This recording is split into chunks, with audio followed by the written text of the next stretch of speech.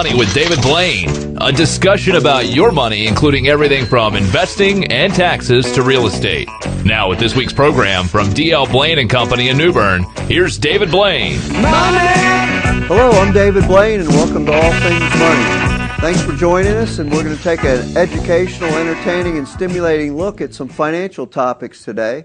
The show is about you and your money, so if you ever have any comments or questions about the show, please feel free to give us a call at 633-0107 during normal business hours, or email us at allthingsmoney@dlblain.com. That's allthingsmoney@dlblain.com. We've got a great show in store for you today, and I'm back after being out with that flu that was going around last week, and we missed talking to the audience, but we're back this week and looking forward to it. Not last week, but the prior week, we talked a little bit about an anomaly in the stock market of retail stocks. Generally, we don't encourage individuals to invest in individual stocks on their own if they don't have significant expertise. This is one area, though, that lends to some interesting stock picking. If you're going to do it, we would like to give you a few ideas. And so in the past 20 out of 21 years, retail stocks have outperformed the market in March. And we went through a couple reasons for that, possibly coming off of Christmas season, whether it was good or bad. By March, that some of that has probably worked out. There's also a tremendous amount of consumer shows, fashion shows, and things like that at the beginning of the year that really stokes the fires of enthusiasm for consumer purchases and things like that. And so we looked at that anomaly. Well, we're going to talk about another situation that's unfolding in the year 2010. And so far this year, the industrial stocks have been outperforming the rest of the market.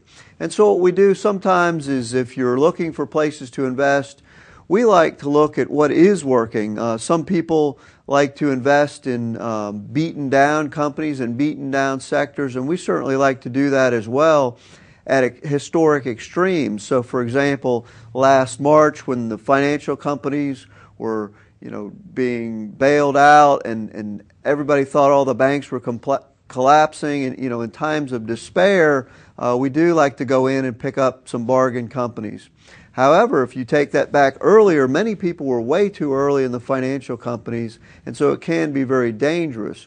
We would prefer to look at the marketplace and see what is growing currently and what is working, and invest in those type of stocks or industries.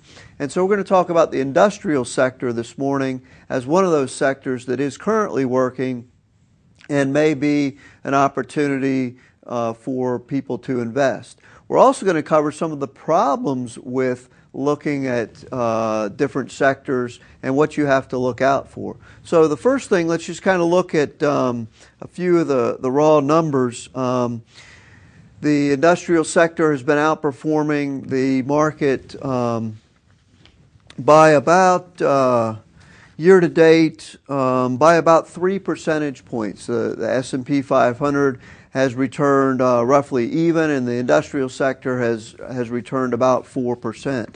When we talk about industrial companies, we're talking about manufacturing things like aerospace, defense, electrical components and equipment, what they call conglomerates like 3M and GE and things like that. Those are our industrials, companies that make things, heavy machinery, John Deere, things like that. And so those companies, due to a lot of demand overseas in the Chinese market, really a resurgence in manufacturing to some extent in the United States. We're seeing a trend, what's called insourcing or resourcing, as opposed to outsourcing. And it's kind of funny, just as the politicians are getting around to, complaining and cracking down on all this outsourcing and all these rules, just like most everything, they're way behind, and American companies are actually starting to bring jobs back in the United States because of the weakness of the dollar and some other things. We're seeing companies relocate their manufacturing back to the U.S., foreign companies such as Toyota, Mercedes, a lot of the auto manufacturers, a lot of the drug companies that are overseas. They're bringing their manufacturing back into the U.S. And so these are the industrial type sectors. Now, one of the main points that I want to make today about the industrial sector, and one of the dangers of investing, is the S&P 500 indices are market cap weighted. And what that means is that the larger a company is in terms of market capitalization, and market capitalization is the price of one share times the number of shares there are. So if the price is $1 a share and there are 100 shares outstanding, the market capitalization of that company would be $100. If the price of the shares were 50 cents and there were 100 shares outstanding, the market capitalization would be $50. Well, in a market capitalization weighted scheme of things, the larger companies get more weighting in the index. So the larger market capitalization companies, their return counts for more in effect. And so what you see, the largest company in the S&P 500 is ExxonMobil. And so their return on a daily or weekly or monthly or yearly basis has more effect on the S&P 500 than, say, a much smaller company in the index. And that's exactly what's happening in the industrial arena today, is the returns are largely being driven by Boeing and General Electric, the two largest companies in the industrial sector. And so when you look at the S&P market cap weighted industrial sector, you see large outperformance over the market as a whole. About half of this outperformance is due to those two stocks, Boeing and GE.